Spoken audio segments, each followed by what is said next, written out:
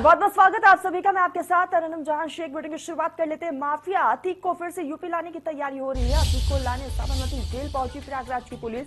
आपको बता दें कि बी वारंट के तहत प्रयागराज एमपी एमएलए कोर्ट में वापस से पेशी हो सकती है। अहमद की कस्टडी रिमांड मांगी जा सकती है। तो ये बड़ी खबर आप तक पहुंचा रहे हैं और ऐसे में आपको बताते चले कि अतीक की जो मुश्किलें हैं वो लगातार बढ़ती हुई नजर आ रही है। बी वारंट के तहत एमपी एमएलए कोर्ट में पेशी होगी। अतीक अहमद की कस्टडी रिमांड मांग सकती है उत्तर प्रदेश पुलिस। तो ये बड़ी खबर आ रही है और आपको बताते चले कि माफिया अतीक अहमद की मुश्किलें जो है वो कम होने का नाम नहीं ले रही है और ऐसे में लगातार मुश्किलें जो है वो बढ़ती हुई नजर आ रही है। पहले उमेश पाल अपहरण केस में उसे उम्र कैद की सजा मिली और फिर साबरमती जेल में उसका बैरक बदल दिया गया और अब उमेश पाल मर्डर केस में उसके खिलाफ वारंट भी जारी किया गया है। और आपको बताते चले कि वारंट भी जो है वो लेकर पहुंची है उत्तर प्रदेश पुलिस गुजरात साबरमती जेल में, जहां पर यहां पर कयास लगाया जा रहा है कि वापस से हो सकता है कि अतीक अहमद को प्रयागराज लाया जाए। और हालांकि अभी तक इसको लेकर आधिकारिक पुष्टि नहीं हो पाई है, लेकिन लगातार मुश्किलें जो है वो बढ़ती हुई नजर आ रही हैं और उत्तर प्रदेश पुलिस जो है वो कस्टडी भी मांग सकती है। तो बी वारंट के तहत प्रयागराज एमपी एमएलए कोर्ट में पेशी होगी अतीक की। वापस से अतीक अहमद की कस्टडी रिमांड मांग सकती है उत्तर प्रदेश पुलिस। तो ये बड़ी खबर आ रही है और आपको ये भी बताते चले कि यहाँ पर माना ये भी जा रहा है कि जल्द ही यूपी पुलिस अतीक अहमद को फिर से प्रयागराज लेकर पहुंचेगी। और उमेश पाल अपहरण केस में उम्र कैद की सजा पाने के बाद माफिया अतीक अहमद पर अब उमेश पाल मर्डर केस में शिकंजा लगातार कसता जा रहा है। ना सिर्फ अतीक पर बल्कि अतीक की करीबियों पर भी लगातार शिकंजा कसा जा रहा है। मुश्किलें जो है परिजनों के साथ साथ करीबियों के साथ साथ अतीक की भी बढ़ती हुई दिखाई दे रही है। और गुजरात की साबरमती जेल में बंद अतीक अहमद को एक बार फिर से उत्तर प्रदेश लाने की तैयारी शुरू हो चुकी है। आपको ये भी बताते चलिए कि सुबह सुबह जो है उत्तर प्रदेश की प्रयागराज पुलिस पूरी एक टीम जो है वारंट बी लेकर गुजरात पहुंची है। हालांकि अभी तक तस्वीरें जो है वो स्पष्ट नहीं हो पाई हैं और ऐसे में आपको बताते चले कि ये वारंट बी लेकर पहुंची है पुलिस और इसी के साथ जो है वापस से अतीक को प्रयागराज लाया जा सकता है और प्रयागराज में एमपी एमएलए कोर्ट में पेशी होगी और उसके बाद उत्तर प्रदेश पुलिस जो है अतीक की रिमांड भी मांग सकती है। आपको बताते चले कि इससे पहले जो है बरेली जेल में बंद अशरफ को भी प्रयागराज लाने के लिए पुलिस की टीम वारंट भी लेकर पहुंची थी, लेकिन उस वारंट में तारीख का जिक्र नहीं किया गया था। इसके कारण अशरफ को प्रयागराज नहीं लाया जा सका था और अब उत्तर प्रदेश पुलिस की टीम अतीक के खिलाफ वारंट बी लेकर साबरमती जेल पहुंची है। देखना होगा कि इस वारंट में अतीक को कोर्ट में पेश करने की तारीख क्या लिखी गई है। सहयोगी विकास हमारे साथ प्रयागराज से जुड़ चुके हैं। विकास, लगातार अतीक अहमद की मुश्किलें बढ़ती जा रही है, वारंट भी लेकर प्रयागराज की पुलिस पहुंची है। जाहिर है जिस तरीके से माफिया अतीक अहमद को गुजरात के साबरमती जेल से प्रयागराज लाए जाने की तैयारी की जा रही है। शाम तकरीबन 5 बजे का वक्त होगा जब उसको लाया जाएगा। बात की जाए तो प्रयागराज पुलिस उमेश पाल हत्याकांड के मामले में उससे पूछताछ कर सकती है। बी वारंट जो प्रोडक्शन वारंट होता है उसको लेकर प्रयागराज पुलिस गुजरात के साबरमती जेल पहुंची है। वहां पर जेल मैनुअल के हिसाब से जो होता है माफिया अतीक अहमद का जो मेडिकल होता है उसको कराए जाने के बाद जो कागजी कार्रवाई होती है उसको कराए जाने के बाद होगा जब माफिया अतीक अहमद को प्रयागराज लाया जाएगा। बात की जाए तो कड़ी सुरक्षा व्यवस्था के बीच उसको लाया जाएगा। बाई रोड उसको लाया जाएगा प्रयागराज की जो आईपीएस अधिकारी जो आईपीएस लेवल के अधिकारी हैं वो वहां पर पहुंचे और लगभग सैकड़ों जो पुलिसकर्मी है वो वहां पर पहुंचे हैं, क्योंकि सुप्रीम कोर्ट का निर्देश है कि माफिया अतीक अहमद को कड़ी सुरक्षा व्यवस्था के बीच लाया जाए। जी विकास, ऐसे में आपके सूत्र क्या बता रहे हैं, कब तक इस पूरी कार्रवाई को अंजाम दिया जाएगा, कब अतीक को गुजरात से प्रयागराज लाया जाएगा, इसको लेकर किस तरीके से खाका तैयार किया जा रहा है? विकास, देखिए साफ तौर पर mafia Atiq Ahmed and family की लगातार मुश्किलें बढ़ती जा रही हैं। बात की जाए तो गुजरात के साबरमती जेल से माफिया अतीक अहमद को प्रयागराज तकरीबन शाम 5 बजे का वक्त होगा जब उसको लाया जाएगा। बाई रोड प्रयागराज पुलिस उसको बाई रोड लाएगी। हालांकि जो सुरक्षा व्यवस्था के है वो कड़े इंतजाम किए गए हैं। बाई रोड इस तरीके से जितने भी राज्य पड़ते हैं वो चाहे राजस्थान हो चाहे प्रयाग जो यूपी का लगातार प्रयागराज पुलिस छापेमारी करके जिस तरीके से कार्रवाई कर रहे थे उसके क्रम में अब वहाँ की पुलिस माफिया अतीक अहमद को बिल्कुल विकास, और ऐसे में मुश्किलें जो है वो लगातार बढ़ती जा रही है। विकास बने रहिएगा, सीधा लखनऊ से हमारे साथ हमारे सहयोगी रवि भी जुड़ चुके हैं। रवि, उमेश पाल हत्याकांड में लगातार अब अतीक की मुश्किलें बढ़ती जा रही है और ऐसे में अब वापस से गुजरात से प्रयागराज लाने की पूरी रोड मैप जो है वो तैयार की जा रही है।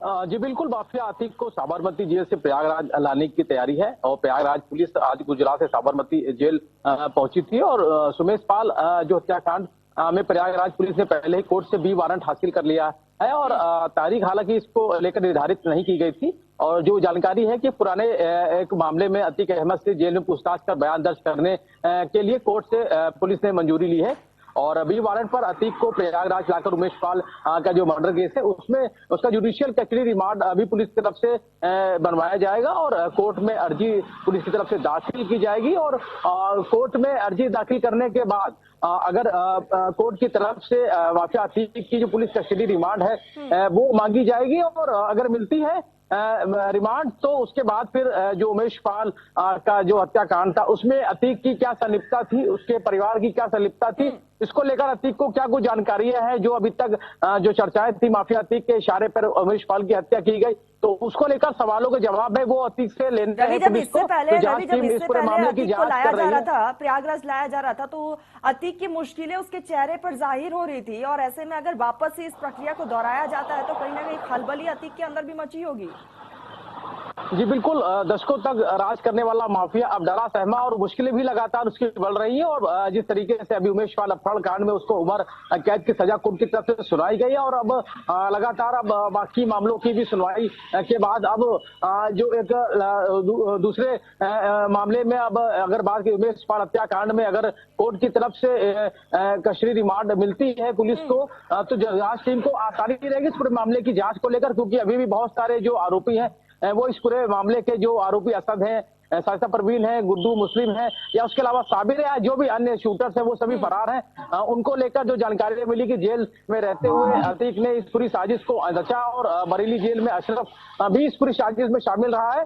तो इन सवालों के जवाब है वो मिले, अशरफ से भी पूछताछ की जा सकती है, लेकिन फिलहाल अभी अतीक की मुश्किलें हैं वो बढ़ी हुई है, उसको प्रयागराज लाने की तैयारी है।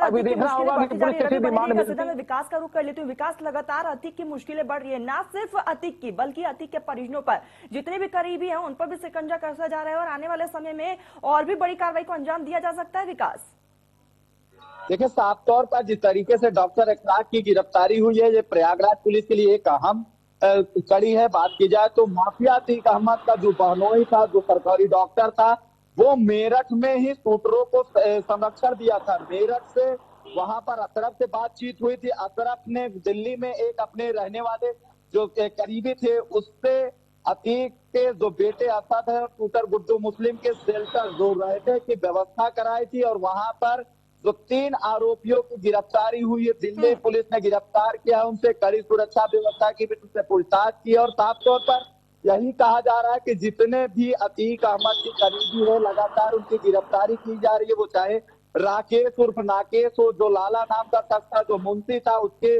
निशानदेही पर एक रजिस्टर बरामद हुआ था जिसमें लाखों रुपए की बसपा के एक मंडल कोऑर्डिनेटर को फंडिंग का आरोप था, जिसमें पर प्रॉपर्टी डीलरों से लेन देन का जो कोडवर्ड के जरिए उसमें जिक्र था। पूरे हत्याकांड में जो कोडवर्ड का इस्तेमाल होना था वो भी उसमें रजिस्टर में शामिल था। तो साफ तौर पर जितने भी इनपुट है प्रयागराज पुलिस लगातार इकट्ठा कर रही थी और अब माफिया अतीक एंड फैमिली की लगातार जो प्रयागराज पुलिस छापेमारी करके गिरफ्तारी की जो कोशिश कर रही है उसमें एक और अहम कड़ी पूछताछ में निकल कर आ सकती है माफिया अतीक अहमद। बिल्कुल विकास, आने वाले समय में और भी इनपुट मिल सकते हैं। विकास बनी रहेगा। सीधा एक बार रवि का रुख कर लेते हैं। रवि, जिस तरीके से अतीक की मुश्किलें बढ़ी है लेकिन भाई की मुश्किलें भी कम होने की नाम नहीं ले रही है। यहाँ पर अशरफ को जो है अशरफ को भी यहाँ पर बी वारंट दिया गया था, हालांकि उसमें डेट का जिक्र नहीं किया गया था कि कोर्ट में कब पेशी होनी है, लेकिन कयास लगाया जा रहा है और जो सूत्र बता रहे हैं कि अशरफ की भी पेशी हो सकती है।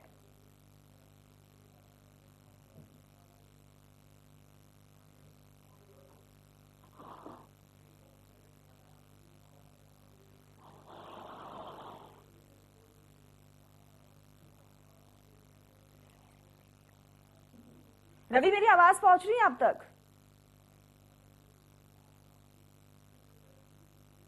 रवि, लगातार अतीक के साथ भाई की भी मुश्किलें बढ़ रही है और कयास लगाया जा रहा है, जो सूत्र बता रहे हैं अशरफ की भी कोर्ट में पेशी हो सकती है। जी बिल्कुल, पुलिस की जो जांच टीम जो उमेश पाल हत्याकांड की जांच कर रही है और कई सारी टीमें इस पूरे मामले को खुलासे के लिए लगी हुई हैं, चाहे पुलिस की टीम है, एसटीएफ की टीमें हैं, तो जाहिर है कि अतीक के बाद अशरफ से भी पूछताछ की जाने की तैयारी है। फिलहाल कोर्ट को ये अगर पुलिस कस्टडी रिमांड दी जाती अशरफ की भी, तो जाहिर तौर पर पहले तो पुलिस डिमांड करेगी कि उनको जो पुलिस कस्टडी रिमांड है वो अशरफ की भी मिले, क्योंकि सवालों के जवाब है लेने हैं। जो हम इस पर हत्याकांड को लेकर बहुत सारी अनसूचे सवाल है, उन सवालों का जवाब लेने हैं पहले अतीक से और उसके बाद भी अशरफ से। ये पुलिस की तैयारी है। लेकिन कोर्ट की तरफ से अगर पहले अतीक की उसके बाद अशरफ की अगर डिमांड होती है तो उसके रिमांड की और रिमांड मिल भी जाती है तो सवालों के जवाब लिए जाएंगे, क्योंकि जिस तरीके से जांच में अभी तक सब चीजें पुलिस की आई हैं कि साबरमती जेल से अतीक और बरेली जेल से अशरफ, और लगातार मीटिंग हुई, कितने सारे लोग मिलते रहे, सभी शूटर से मुलाकात होती रही है, मोबाइल फोन, पैसे, हथियार, भागने के लिए जो गाड़ियों का प्रबंध, ये सारी चीजें हैं। इसमें इन लोगों को क्या कुछ कहना है, क्योंकि जो आरोप लग रहे हैं वो आरोप बेहद ही गंभीर है और जेल में बंद होते हुए इन्होंने किस तरीके से रवि, लेकिन बड़ा सवाल यही है कि अभी भी शूटर्स जो है वो अभी प्रशासन के हाथ नहीं चढ़े हैं। शाइस्ता परवीन का कुछ पता नहीं है और कहीं ना कहीं ये फेलियर जो है प्रशासन की वो भी देखने को मिल रही है।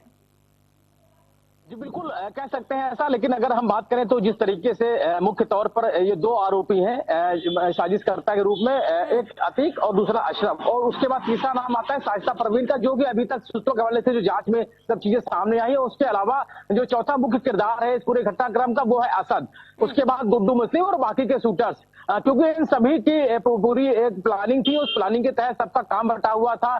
जेल में सारी चीजें तय हुई थी कि किस तरीके से शूटर्स को इकट्ठा करना है, किस दिन घटना करनी है, पहले रेकी की जाएगी, हथियारों का प्रबंध कैसे होगा, पहली गोली कौन चलाएगा, दूसरी गोली कौन चलाएगा, बम गुड्डू बमबाज का क्या रोल था, गाड़ियां किस तरीके से कहाँ खड़ी करनी है, कहाँ से भागना है, बैकअप प्लान क्या था कि अगर कोई चूक होती है तो उसके लिए बी प्लान तैयार था। उसके बाद फिर भागने के लिए किस तरीके से कहाँ रुकना है, गाड़ियां बदलनी है, अगर यहाँ से दूसरे शहर जाएंगे तो वहां पर कहाँ रुकेंगे, पैसे की व्यवस्था करनी है, वहां पे अगर जाएंगे तो वहां पे मददगार कौन रहेगा, सारी व्यवस्थाएं थी और ये पहले पूरी प्लानिंग की गई। प्लानिंग के बाद इस पूरी घटना को अंजाम दिया गया। बिल्कुल बिल्कुल रवि, और ऐसे में इस पूरी प्री प्लानिंग को ध्यान में रखते हुए इस पूरी घटना को अंजाम दिया गया। रवि बने रहिएगा, सीधा में विकास का रुख कर लेते, सहयोगी विकास भी हमारे साथ लगातार बने हुए।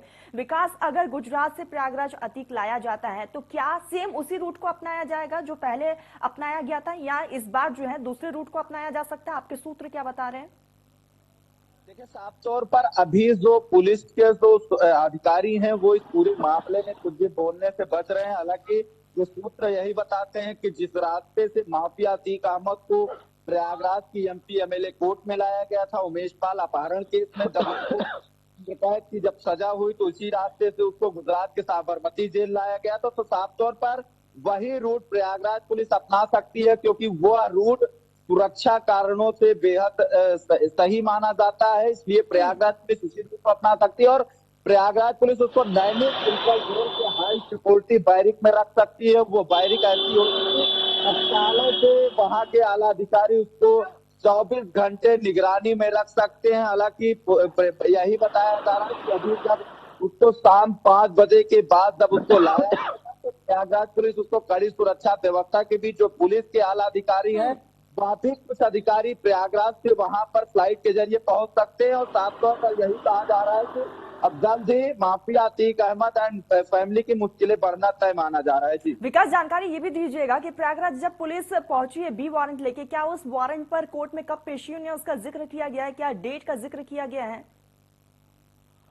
देखिए, सुरक्षा कारणों से प्रयागराज पुलिस ने उसको ओपन नहीं किया है, लेकिन जो शासकीय अधिवक्ता की ओर से जानकारी मिली है कि माफिया अतीक अहमद को प्रयागराज की एमपी एमएलए कोर्ट में पेश किया जाएगा। हालांकि उनके तरफ से अभी डेट का जो खुलासा है वो नहीं किया गया है, क्योंकि लगातार जो पुलिस गोपनीय तरीके से जिस तरीके से गुजरात के साबरमती जेल पहुंचती है उसी तरीके पुलिस उसको सुरक्षा कारणों से उसका जानकारी नहीं दे रही है। लेकिन अब यह जरूर स्पष्ट हो जाएगा कुछ देर के बाद कि माफिया अतीक अहमद को जब वहां से लाया जाएगा उसके बाद यहाँ पर किस डेट को उसको पेश किया जाएगा और उमेश पाल हत्याकांड के मामले में किस तरीके से प्रयागराज पुलिस की जो तैयारी है उसको वो भी सामने आ सकती है। जी ठीक है विकास, बने रहिएगा, सीधा एक बार रवि का भी रुख कर लेते हैं। रवि, ये वही अतीक अहमद है जिसकी तूती बोला करती थी पूरे उत्तर प्रदेश में, लेकिन आज इसी की हवा गुल है।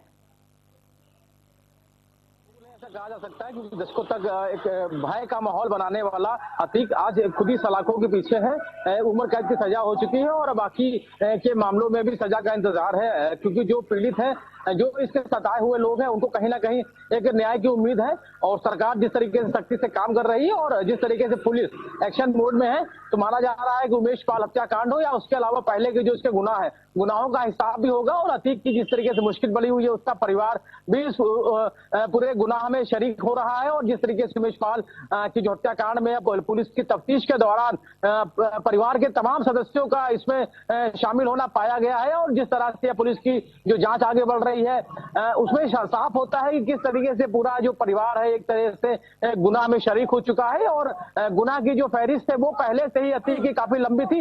अब इसका कुनबा भी, जो उसका परिवार है, वो भी इस गुनाह में शामिल है। चाहे उसकी पत्नी हो, चाहे उसका बेटा हो, या उसकी बहन हो, या उसका परिवार के अन्य सदस्य हो, ये सभी तो उसके गुनाह के साथी बन चुके हैं। और अब जिस तरीके से पत्नी इनामी हो चुकी है, बेटा असद इनामी हो चुका है, उसके बाद अब उसके परिवार के अन्य सदस्य जो कि इस पूरे उमेश पाल हत्याकांड से जुड़े हुए कहीं ना कहीं किसी न किसी रूप में जुड़े रहे हैं, चाहे आरोपियों को मदद पहुंचाने के रूप में या पैसे देने के रूप में या भगाने में, छुपाने में, जो भी उनका रोल है, उस सभी में कहीं ना कहीं वो लोग जुड़े रहे हैं। और जिसकी वजह से पूरा परिवार है वो उसके गुनाहों में शामिल हो गया है। और जिसकी वजह से अतीक की तो मुश्किलें बढ़ी हुई है, उसके अलावा उसके परिवार की भी मुश्किलें हैं, वो लगातार बढ़ती हुई नजर आ रही हैं। बिल्कुल बिल्कुल रवि, असल में परिवार की मुश्किलें लगातार बढ़ती हुई नजर आ रही है, लेकिन ये वही अतीक है रवि जो अब लगातार अब खौफ के साए में जी रहा था। जब उसे गुजरात से प्रयागराज लाया जा रहा था, एमपी एमएलए कोर्ट में जब पेशी थी, एनकाउंटर का डर भी इसी अतीक को सता रहा था और एक बार फिर से उसी प्रोसेस को दोहराया जा रहा है, तो कहीं ना कहीं वो खौफ, वो डर एक बार फिर से अतीक के चेहरे पर देखा जा सकेगा।